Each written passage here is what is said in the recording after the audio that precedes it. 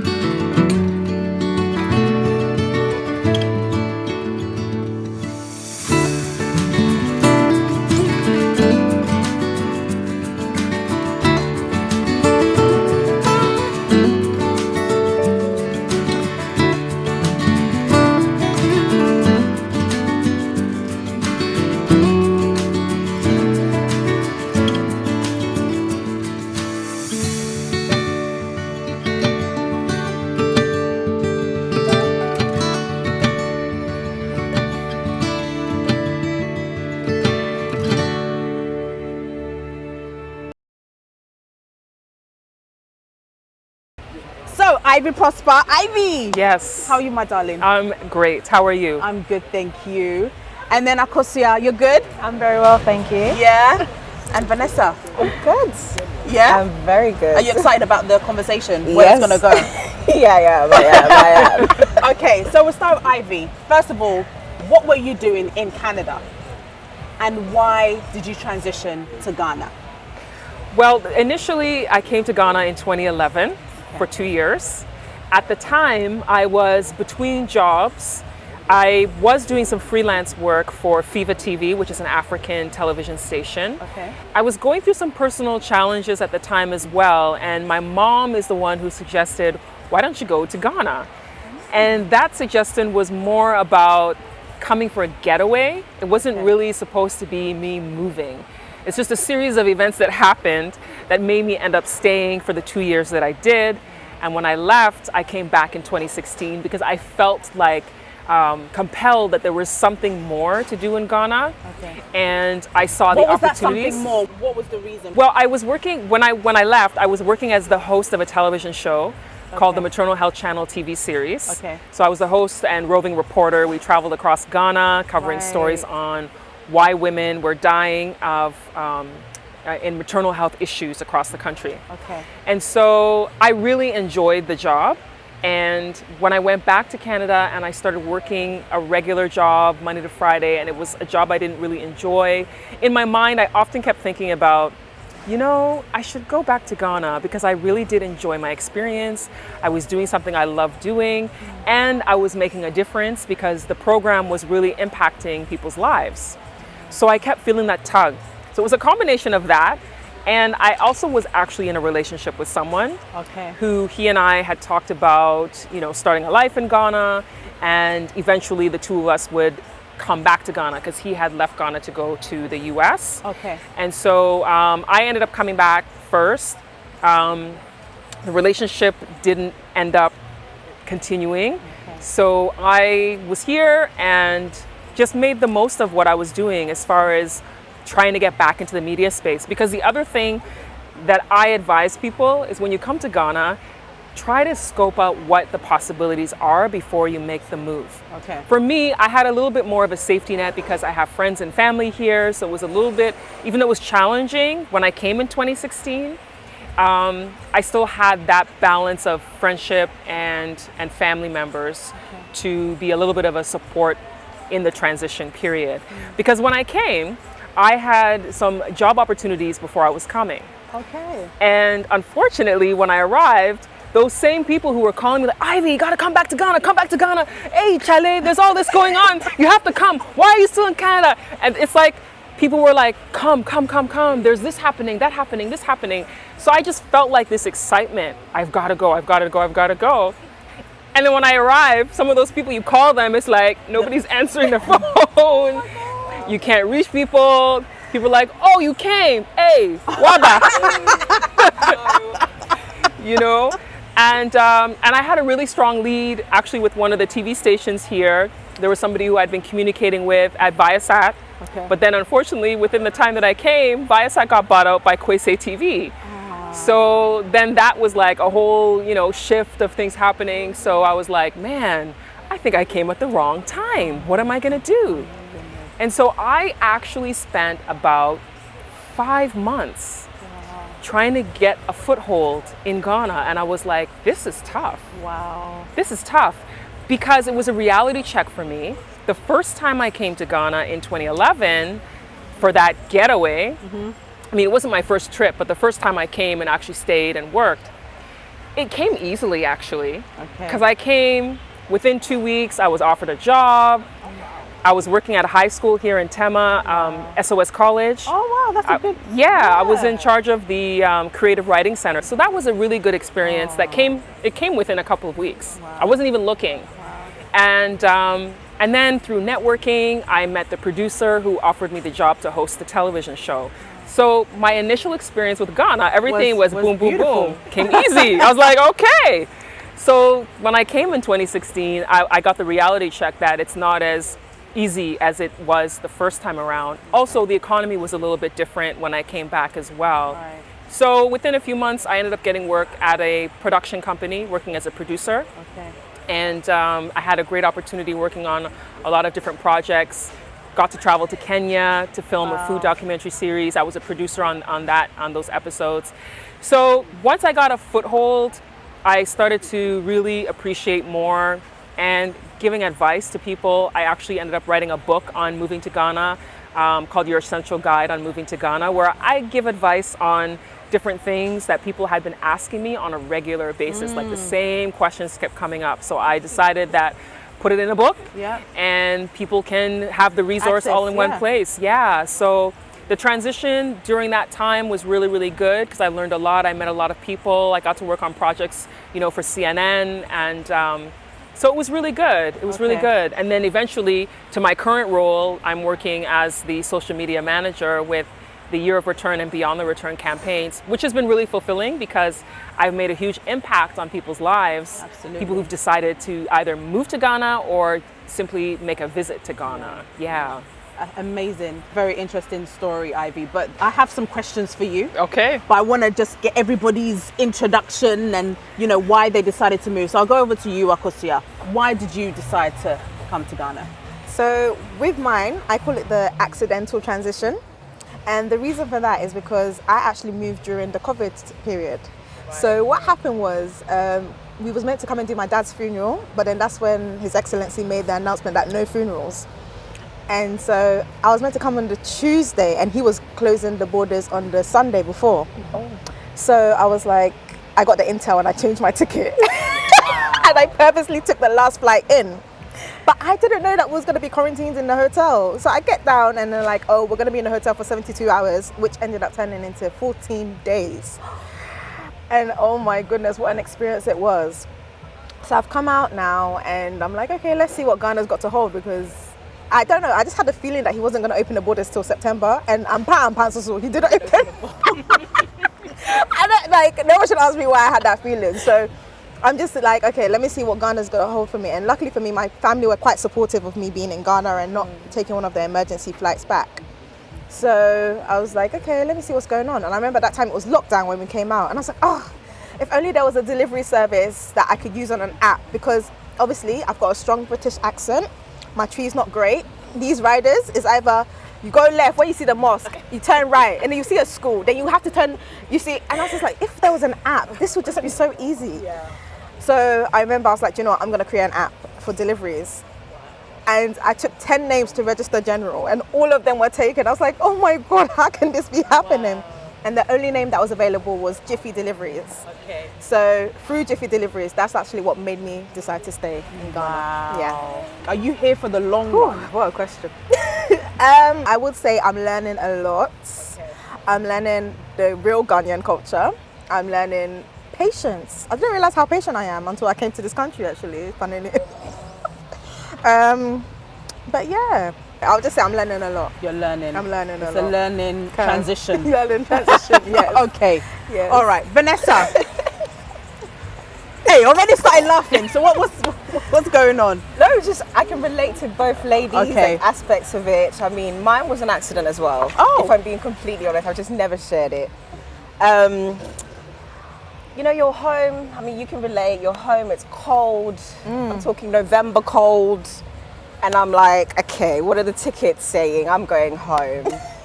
My mum's like, Vanessa, no, it's COVID. Why are you? I was like, Mum, I'm going home. My friends are home. My cousins are home. I'm going home. So I get a flight. I come home. And I bump into an old client of mine. And he's like, I've got a job for you. And I thought he was joking because I'm thinking, oh, COVID, things aren't really running. And he's like, no, seriously, I need you to do something for me. So at first I was like, oh, probably a little sketch here and there. And then he sat me down and he's like, in the long run, would you not want to at least put your foot in here? Because I've been coming and going for a few years. I've done a few projects, a few interior, some renovations, but I've never actually processed the thought of bringing the business home. So the client, you know, gives me this project. I'm looking at the scope of the work and I'm like, right, this is a year. This is a year's worth of work. So I was like, right, I'm going to have to make that move. My mum knows me to be like, okay, I'm moving. And then the next minute I'm like, no, actually, I can't do this. So I called my mum on the whim a few days before my 30th. And I was like, Mum, I'm staying in Ghana. She goes, Mommy. When my mum says Mommy, I know I'm in trouble. She goes, au revoir. I was like, Mum, I'm going to do this. She goes, are you sure? It's like, yeah, I'm moving. I was like, listen, pack my stuff. Give out my apartment. I'm moving to Ghana. My mum's like, I'm going to give you like 2 more months. July hits. Mum's like, I'm getting on a flight. Are you sure about this, Vanessa? I was like, yes, Mum, I'm settling in. I'm doing this. Like, it's challenging. It's difficult. But you know what? I see the vision. I have a vision. There's things I want to do. It's not just about building things for my clients. There's even projects of my own that I wanted to. Exactly. So Mum comes home. She sees me, she's proud, and she's like, wow, you're actually doing this. Because she saw me build my brand in England. Yeah. To see me bring it home and build it, she's like, you know what? I'm all for it. So Mum's blessing was the cherry on top. I was like, yeah, we're doing this. So wow. Here I am. Wow. Funny enough that you say that, because when the borders opened, literally I went to just pack and come back. Really? Yeah, wow. I literally went and I shipped everything back here. So I don't have nothing in London apart from jumpers. Said to my sisters, listen. Yeah. Apart from jumpers. Wow. You shipped everything? Everything. My bags, my shoes, my clothes. She went, oh, I have 2 younger sisters. I was like, listen, pack my stuff. I'm not coming back. Just pack it, put it on the, you know, let's, and didn't go back. Yeah. To this day. That's interesting. Yeah. So this question probably will hit Ivy more. A lot of people are saying we are overhyping Ghana, right? We are overselling this diaspora transition. Is not what we say it is.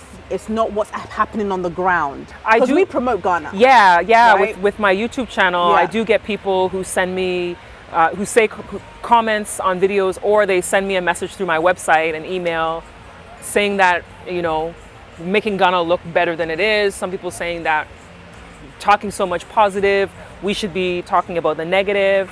And I mean, I can see where some people are coming from, because they're feeling like there's a lot of challenges in Ghana, and why aren't we talking about the challenges? There are times when I do talk about challenges, when I do some of my live streams, but I also think that Western media has spent decades already talking the negative.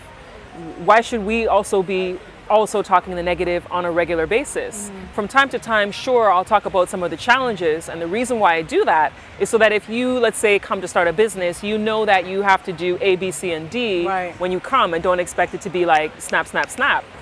But when it comes to the negativity, even National Geographic made a public apology about 4 or 5 years ago for their contribution to the negative narrative of Africa. Wow. And the fact that they came out and made a public apology is evidence that they know what they've been doing.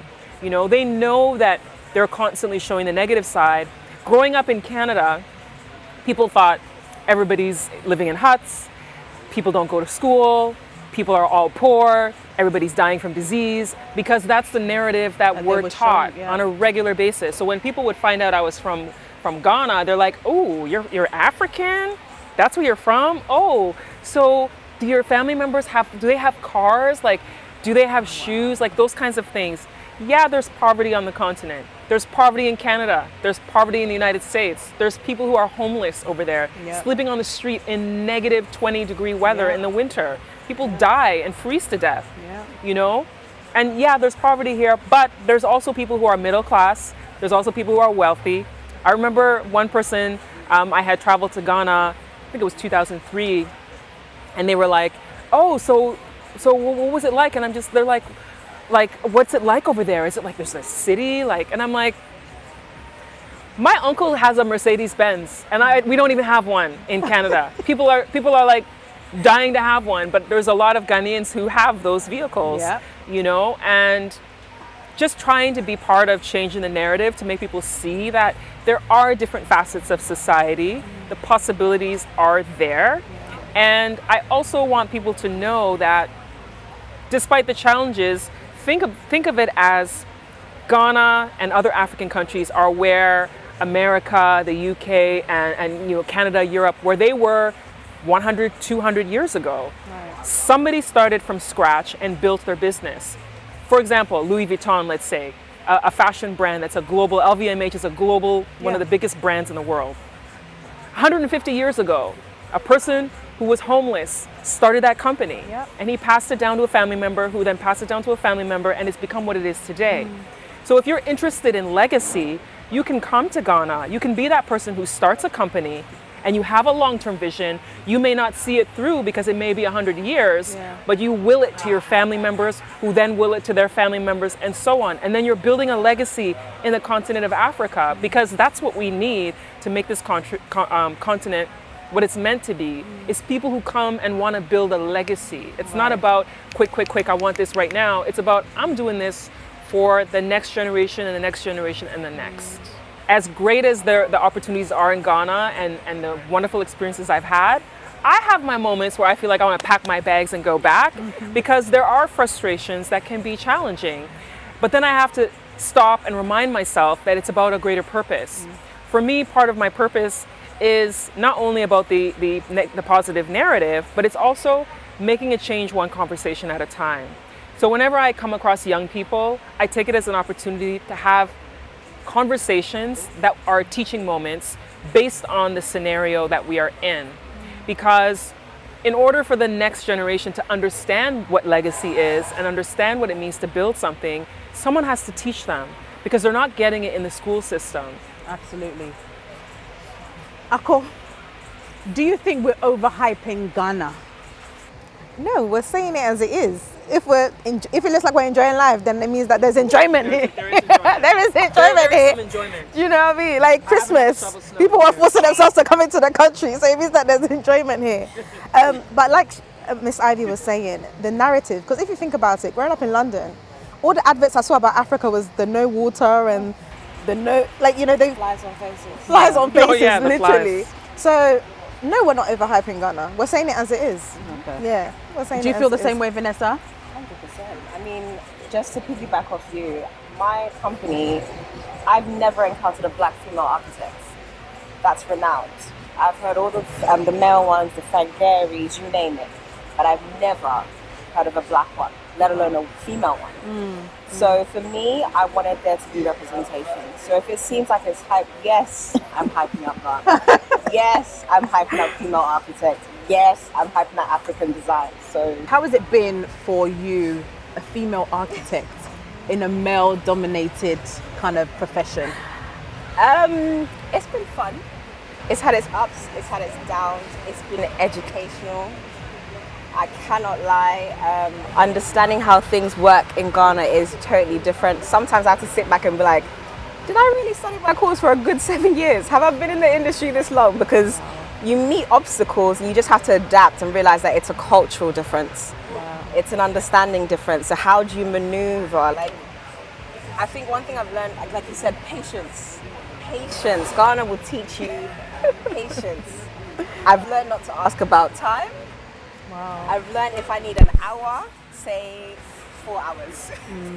Like things like that, adapting to the system without watering down my service. Because I'm very, very big on staying professional, being precise, understanding the clients, meeting their needs, but learning to adapt that when your client says 10 a.m. in Ghana, it's not 10 a.m. in Ghana. Things like that. Okay. Do you think, on touching on that, does any of you think that you've had to forgo things that you would have done or said no to in Canada, in the UK, but like here you've kind of had to say yes to? Yes. I find for myself, and this is something that I used to speak on a lot, but now I just can't be bothered, is because of the male-female dynamic, because I'm so used to an environment where it's like the whole equality thing of men and women being equal, and there's certain things that you don't do in working environments or certain ways of communication that are not acceptable, that in Canada I would be able to complain about, and something would be done about it. Yes, whereas here, nobody, people look at you like, what's wrong with you? For example, as a woman, networking at events, meeting people, exchanging contact information for business purposes, and then when someone starts communicating with you, the way they're communicating with you, I'm like, this is not professional. And it seems to be a common thing. So for example, if I was in Canada, and let me just make up a name. If I met someone in Canada and, his name was, Michael Boatin or something, I'm just throwing a name in the air. We get contact. Michael would contact me and say, wonderful meeting you. Can we have a discussion about this particular business idea we were talking about when we met? Great. Here in Ghana, it would be, hey, sweetie, how are you? Oh, you were looking so beautiful and so nice. And it's like, that's not part of the conversation. Just go to business. I don't want you to call me sweetie. I don't know you. We're not like that. We're not close like that. Okay. Or dear, like I don't know you like that. So it just, for me, it feels so uncomfortable. And it's something that I used to complain about, and now I just can't be bothered. Because it's like, people look at me like, what's wrong with you? It's just something that I'm saying. It's not something, I'm not being harmful. It's not something bad I'm saying. It's a norm here. Yeah. And so it becomes something that I just can't be bothered anymore, It's funny that you're saying that. I remember my first year here, when I used to complain about things, people were like, this is Ghana. It's like, it's such a norm. Like, and that's a get used to response. This is Ghana. And it's like, no, but this is not right. So it got to a point, I was like, if you can't beat them, join them. So am I like the oddball here then? Because I really do stand by the fact that no, I'm not going to join you. Because like, my service is something that's missing. I'm not saying it's not here. There are interior designers, there are architects, but there's just a little bit extra that I give. Again, I'm just speaking for myself. So I don't intend on watering down myself, because then I might as well just be like everybody else. So for me, there's certain things I can't afford to get rid of or adapt to. So I try to maneuver my way around it. Right. I mean, my clients are mostly male. And a lot of the times in Ghana, it is sweethearts. It is dear. Yes. Why are you not married? That one comes Why up are you not married? every single time. Every single time. My favorite thing to say is, he's there. It just leaves them to kind of leave that subject alone. Some of them will try and push some worker, some nephew, some whatever, but I think it's just the culture. Some of them don't mean harm.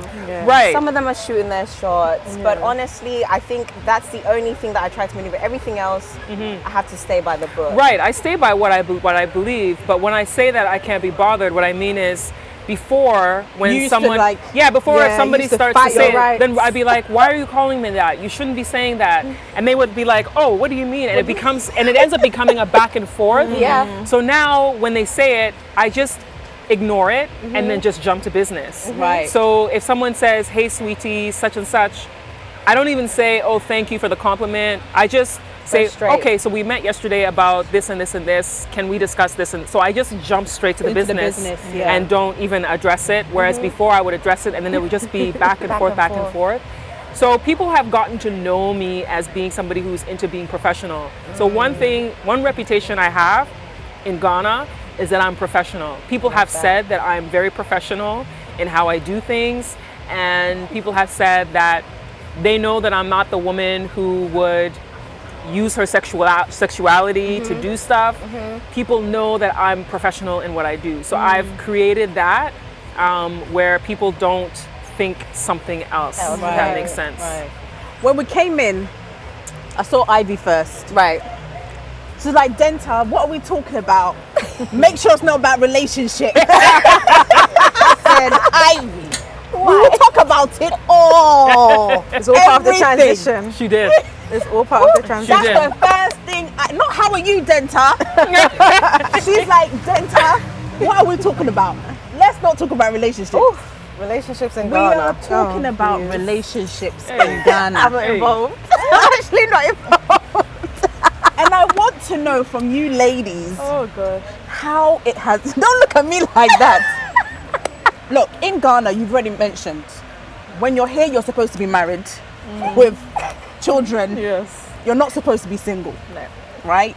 So has that been challenging for you? Do you feel the pressure of the societal demand of our culture that by a certain age you should be married? Are you facing those challenges? Every day. I know I am. Every day. I know I am. Definitely. From who?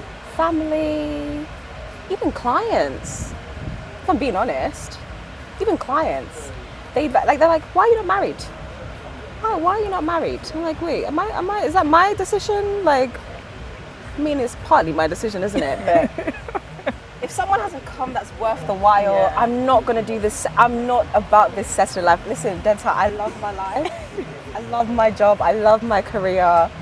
Like, If it comes, it comes. if it comes, it comes. But I feel like my family and friends are like, oh my God, let me introduce you to this guy. And I'm like, no, Okay. meet this guy. everyday introduction. There's someone out there that they want you to meet. And they always come with their own drama, don't they? You even oblige. I oblige to one date. Never again. Just nobody do this blind date thing in Ghana for me again. Just never, ever again. No, I'm done. I'm good. And When he comes, he comes. when they say, how does it make you feel as a woman? Do you feel like you need to give in? Do you feel like your biological clock is ticking? How does it make you feel? Honestly, maybe I'm just different. I mean, you might be able to chime in, but I've never actually felt pressured. Okay. I don't believe in settling. Like, I'm a hopeless romantic. So for me, I want that fall in love. Like, I want you to see, like, oh my God, feet. I think that's what I want. So I'm really not about this, oh my God, I'm getting, or let me go and have a baby, because I'm not ready for baby daddy drama. Okay. So I don't feel pressured in any way. I don't feel a rush. Like, I want to take my time. I'm building my own legacy at the end of the day. So when my kids come, I want to be able to say, yes, I can afford to take time off my career and attend to my husband, my kids, nurture, and that type of thing. So I'm not, they can talk. It's water off the duck's back. Akosua. People think I've relocated to Ghana for a man. Oh, Yeah. Sure. Every day my DM, oh, when are we gonna see your husband? I'm like, husband? They're like, yeah. So that's why you moved to Ghana. I'm like, I would never. Okay, let me never say never because anything is possible. But I wouldn't relocate now for a man. No, I wouldn't do that. that's But risky. it's kind of. It depends which country. So they where thought would that you you relocate moved to? to Ghana. Ghana. Yeah. Okay, thank Ooh, you. our food. I love see yummy. Thank you. Please, the chicken wings are yum. Yes, That's thank yours, you. isn't it? Thank you Oh, so this looks much. so good.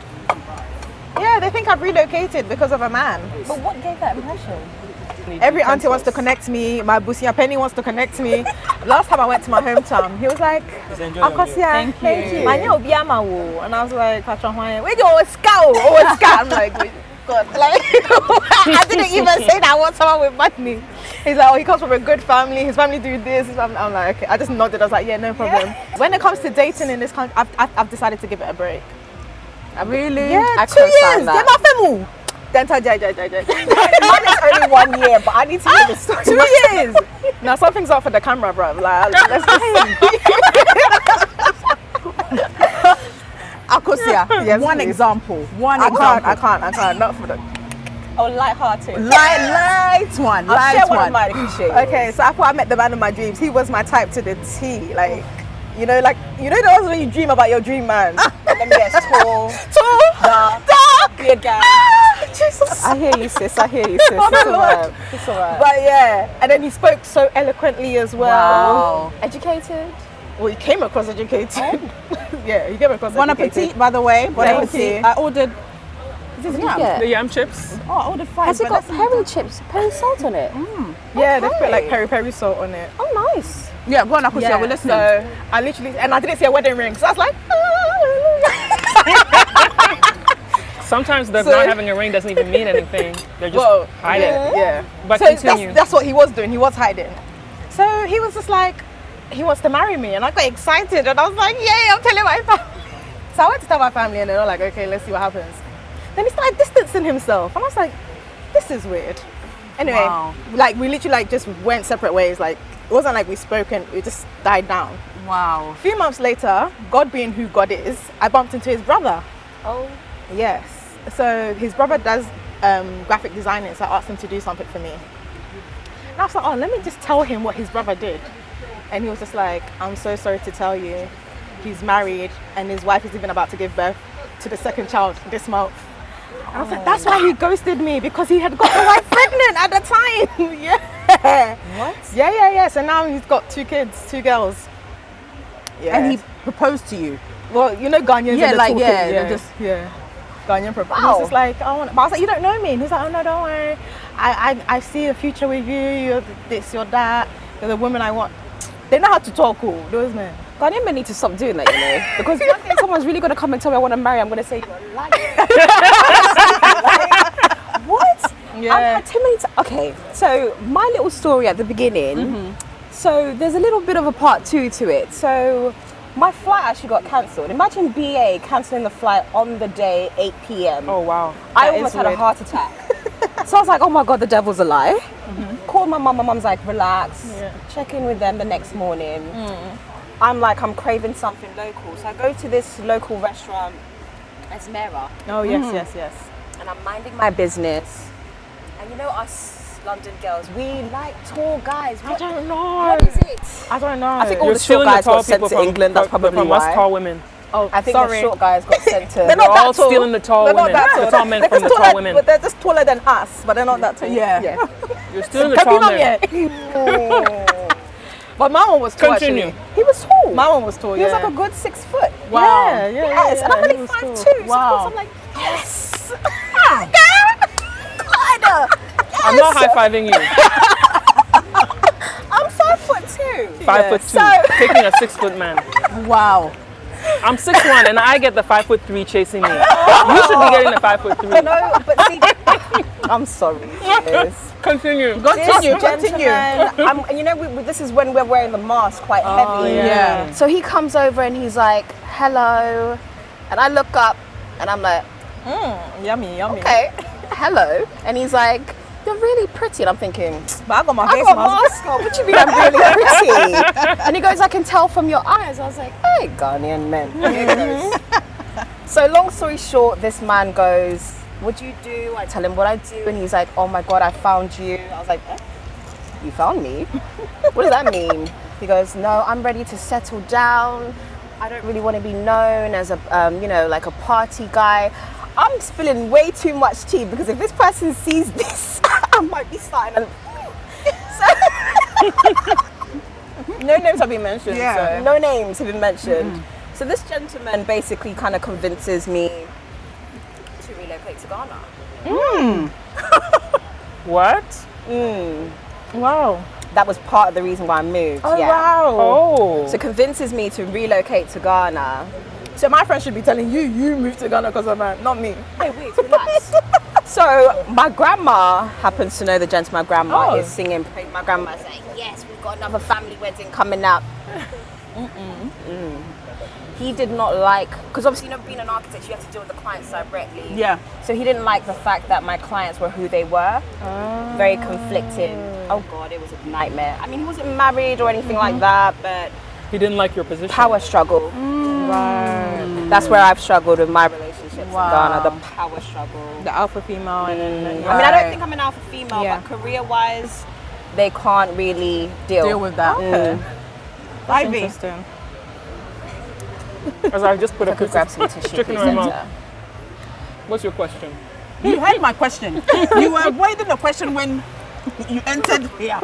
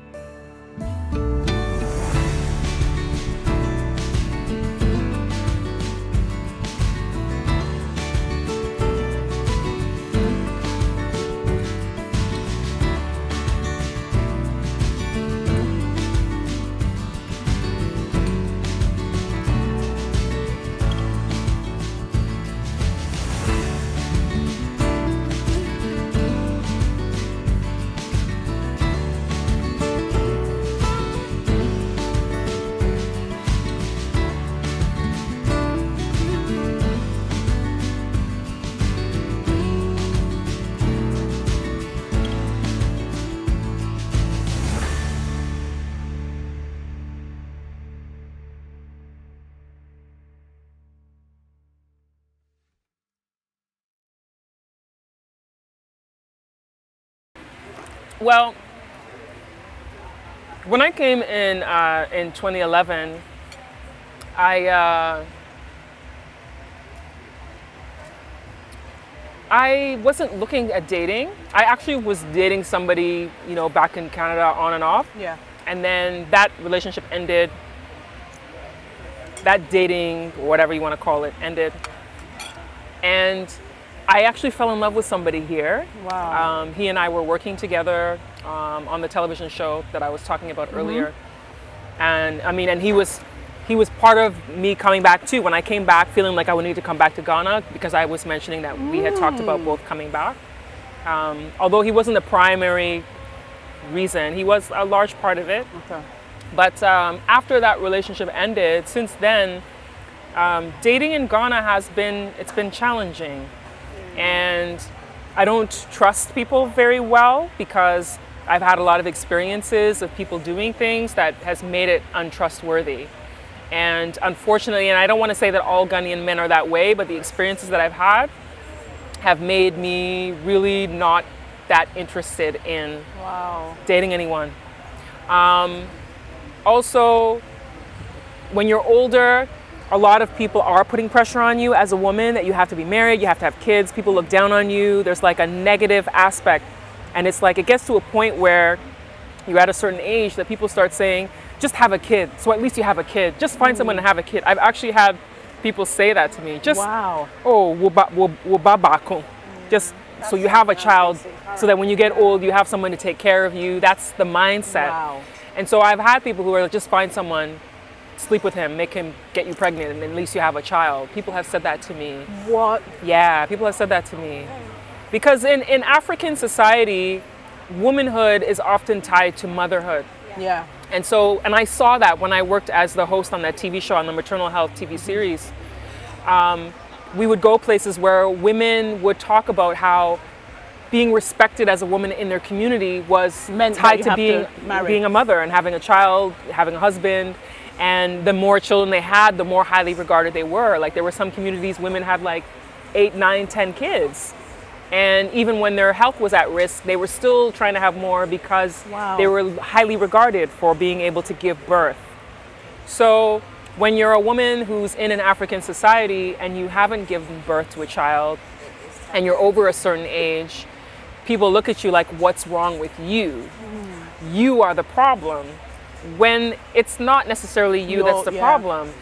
Like she talked about not wanting to have baby daddy issues. I've also always been the person that didn't want to just have a child with someone that I didn't feel like I want to be tied with. Like one thing I always think about is, do I want to be tied to this person for the rest of my life? Because if you have a child with them, you will be tied to them for the rest of your life because you share that child.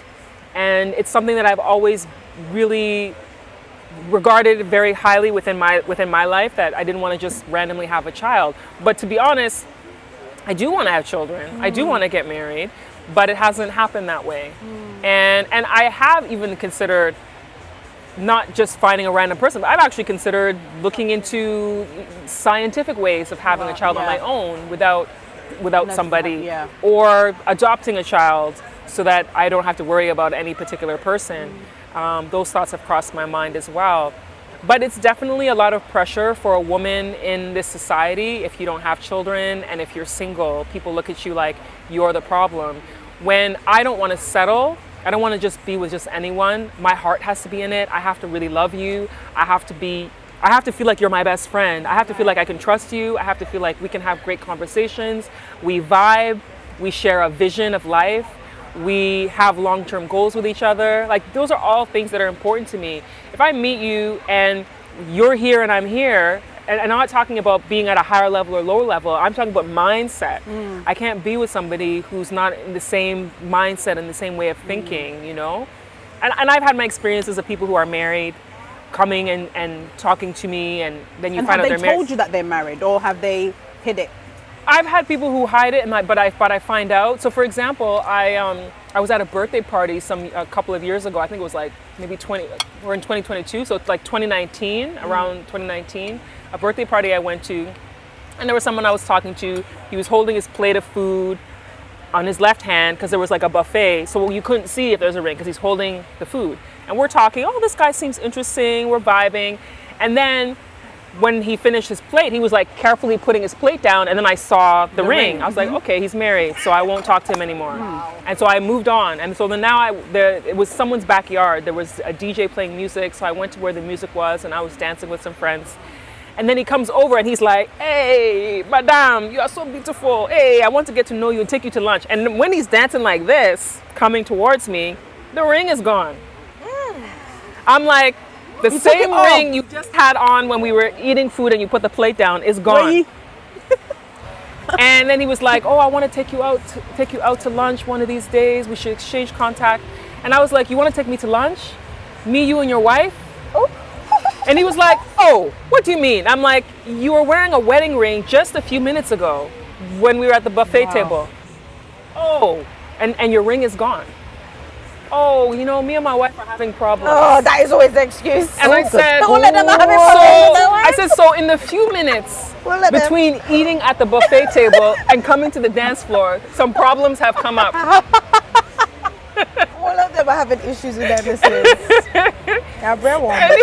He's like, oh, it's not like that. So I'm like, it's like that. I mean, know? I've had the ones that are bold-faced, able to tell you, yes, I'm married, but my wife allows me to have my fun. I'm like, oh wow, have your fun, not with me. wow. Take it out. I think in Ghana it's quite normal, isn't it? It's quite common. It's a norm. The whole side and it's a chick scary thing. norm. Some men are quite confident enough to tell you that they're married, and I think their wives allow them, or they, I guess, ignore it. And I think it's quite normal in Ghana. I mean, it's new to me, but in Ghana it seems to be the norm. Whether it's a marriage or girlfriend-boyfriend situation, it seems to be Can any of you, have you Do you think it's to do with our culture? I know, I probably shouldn't say this on camera. That's my dad. Like, you know what I mean? Like, we've heard instances where when they get married, they've always got another child somewhere. Yeah. Ooh. Do you understand? Do you think our culture accepts men to have multiple women? So I'm gonna answer this question. I actually had someone approach me to be their second wife, but they're not Muslim. Wow. And I was like, oh no, it's not right. Like, at least let your wife know. No, I wouldn't want to be a second wife, or I wouldn't want to be married to someone and then he's looking for a second wife.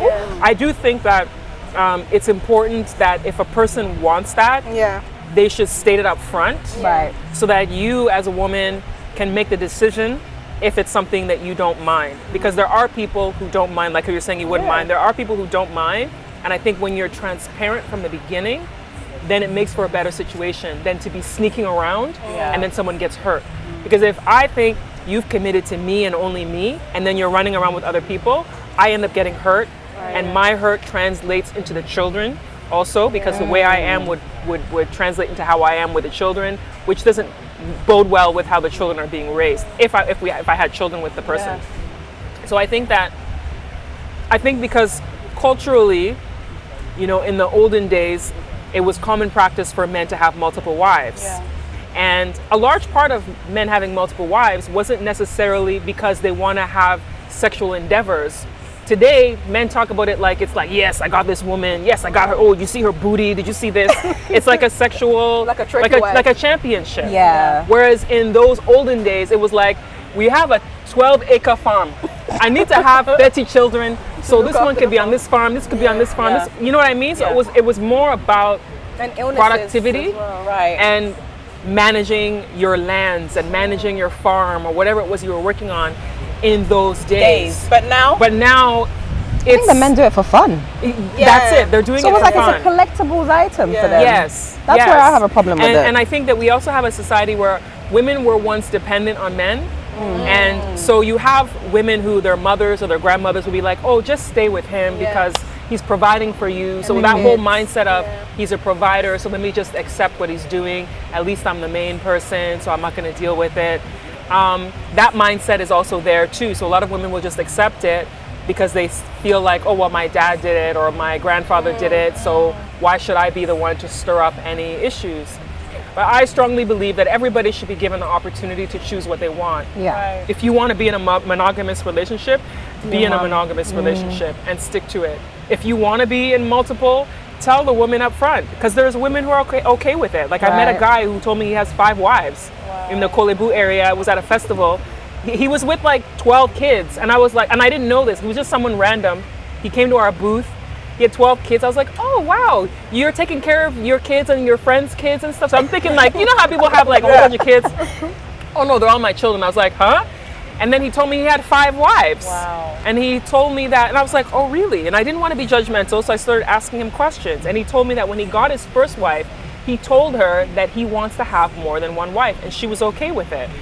So that was a situation where they were in harmony because they were in complete agreement of what they've decided to do. And I think that if that's what they want, that's what they want. Yeah. And I think that it works if you choose to do that. Give the woman the opportunity to decide if they want it or not. Don't sneak around her back and then hurt her because you pretended you wanted to be monogamous. And then now you've hurt her feelings. And pain is really hard to overcome. You know, and then the pain she has, she takes that pain to the next relationship. And then men start calling women crazy, and it's like, they're not crazy, they're suffering emotional hurt and pain. And that trauma is carried to the next one and to the next one. So do you think now it's harder to find a good man or a 100%. single man, or It's always been hard. Do you think it's always been hard? do you think it's harder? I think it's or- harder in our generation. Harder in our generation, yeah. Especially think- with the I think- social media thing. Yeah, I think women are doing a lot more for themselves. Okay. And I think one thing I've learned in Ghana is, and I mean no disrespect, I'm proud of you men that are doing very well for yourself, but I find that they feel like money speaks for them. Okay. Like The they don't women? have to, no, the men. Oh, like, the men, okay. I have money, look at me. Am I making sense? Like almost like there's no substance. Me, if you come with car and I will just look at you like, okay, that's nice. Yeah, And yes. do you know what I mean? I'm Not the every same way. woman's moved by those things. I mean, my parents did very well for themselves. So those things They don't move me. They won't impress me. Now, if you come and you educate me on something, you come and teach me something I don't know. Okay. That So might blow my you're mind. sexual, basically. 100%. Yeah. But at the same time, I think for me, if I was to do the whole second wife thing, we are signing a prenup. We are signing a prenup. I'm saying this with my full chest. Wow. I would need a prenup for you to, because if you're having your extracurricular activities outside, I must have control of the money in the household then. Do what you will, because I think my thing will be having kids outside of the marriage is a problem for me. Okay. That's where there's a lot of diseases out there. I Yeah. don't like broken homes. There's too much of it in our culture. Too much of it in black culture, be it if you're African, Jamaican, whatever. It's just too common in the black community. Kids here, there, everywhere. And it's not like everyone's taking care of their kids properly. Yeah. So for me, I don't want to be, nah. So that means Ghana is not easy for relationships. Yeah, Do you think that outside was easier though in Canada? I appreciate There's the more London options men in now, Ghana. actually. You Wait, appreciate what? the London Yeah, yeah. It's got to that stage. I appreciate the London guys.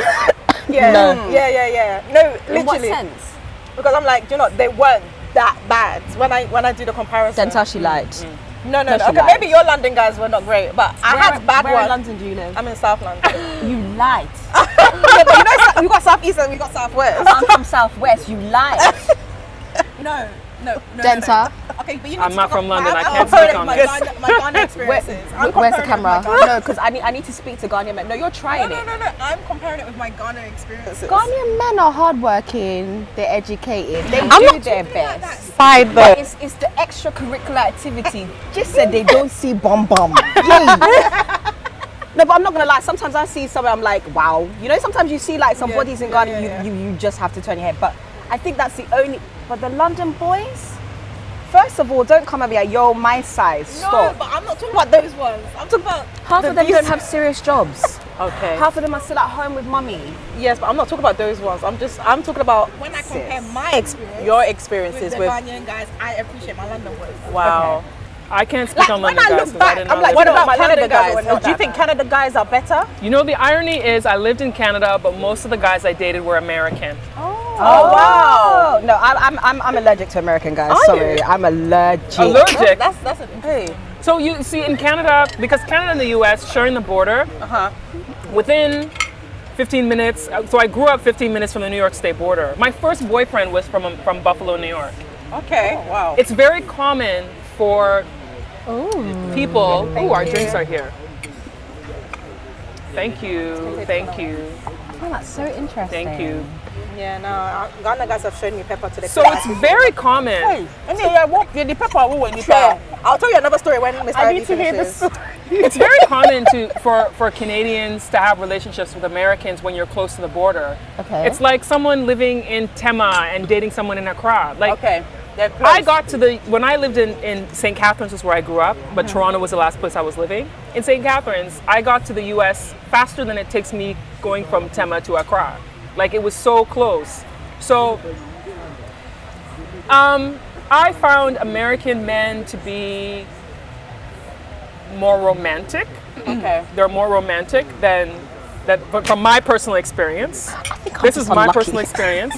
I found them to be more romantic, more going out of their way to do things, and also I had relationships with guys who were like, they were hustling, like the goals they had goals for their business, goals for self-development, goals to break through the stereotypes and the barriers that were, you know, on black people. Right. So they were always hardworking and always trying to get to the next level. That's what my experience was with American men.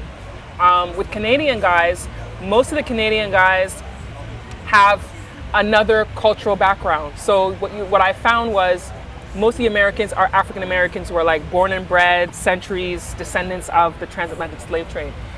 Most of the Canadian guys that I had dated are black Canadian men who, you know, they're either Jamaican or like one guy was half Jamaican, half Ghanaian.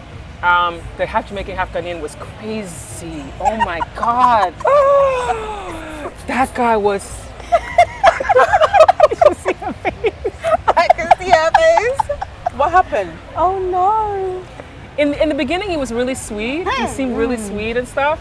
I shouldn't say he was crazy. He was just the way it ended. So the way it ended, I'll just say the way it ended was the day that I was at his apartment watching a movie. Someone was trying to open the door, and I was like, someone's trying to open the apartment door. Like, and he's like, no, no, no, and he turns the volume up on the TV, and I'm like, no, someone's trying to open the door. I hear like jingle, jingle, and I got up and went to the door and saw that he had a wrench on the door to keep the door from opening. What?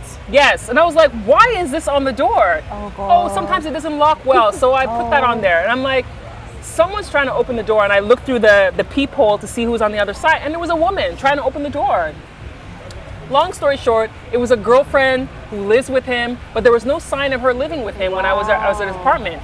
No pictures, no nothing, no clothes, no nothing. I opened the door and let her in, and she was like, this is the, I'm not gonna curse, that's been at this house. She's like, when I go to visit my family in Atlanta, and this is what you're doing? And I was like, oh my God. no. I was like, listen sis, I'm sorry, I didn't know anything about you. I'm out. So I was like getting my stuff to leave, and she started cursing at him, and I was like, I'm out. And I just like, I'm not fighting. I'm not fighting. This is not my I'm fight. leaving. So I left. The battle is Went to my apartment. An hour later, my roommate at the time was like, he's at the door. I'm not gonna say his name. He's at the door, and I was like, why? And she's like, you need to see this. He comes and he's like this. Hey. He's bleeding. What? He's like, she stabbed me. I was like, what? She stabbed him with a kitchen knife. Oh my God. No. I said, do I look like Wellesley Hospital? That was the name of the hospital that was close by. Do I look like Wellesley Hospital? Why are you here? to die on you. No, you guys. My God, that was the half Ghanaian, half Jamaican guy. God. Oh my goodness. Wow. So Ghanaian girls here are not romantic. Taking me. No. I find they're not, generally No, speaking. Okay. The one that I was in love with, I fell in love with when I was working with him, he was romantic. Okay. Yeah, he was romantic. What tribe was he? It's not good. He was Fante. Oh, did he cook all the time? Fancy men. Do they cook? Fancy men. He knew how to cook. Yeah, fancy men. He know how makes to good cook. I need to jollof. find a fancy man. He makes good If you want jollof. to eat, Yeah. Yeah, he makes good jollof. I'm I a fancy. see. Yeah, I yeah, see. yeah. I see. Yeah, but he was very sweet. So I was telling you about the second guy. Oh Oh, yes, what happened to the second guy? Before we wrap up, what happened I to the know. second guy? Well, I can't believe I just shared that story on camera. It just hit me. I know. I realized I said certain things, and I'm like, oh my god.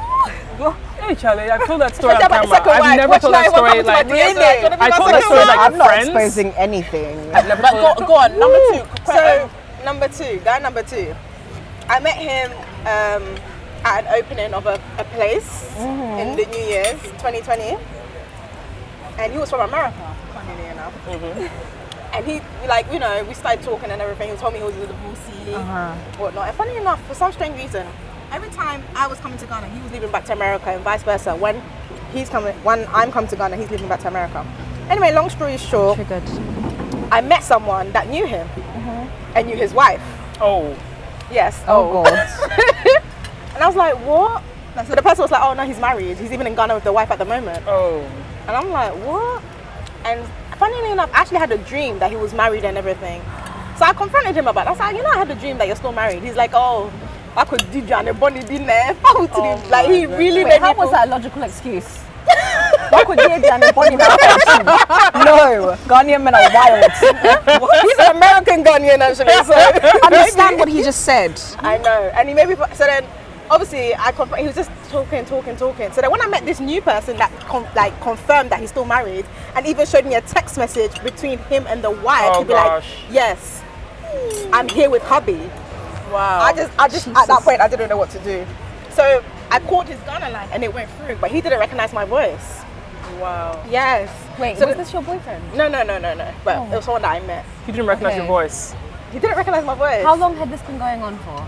So I met him in 2020, and then it was 2021 that he came down to Ghana with his wife. Wow. So I confronted him, and he was like literally begging me. Who told me that information? Because I was saying things that he knows that. How did you get How that did I get information? And till now he even still begs me for that information. Wow. But nah, when it comes to the Ghanaian men, I'm not. So do you find that the majority of them are dishonest? Yeah.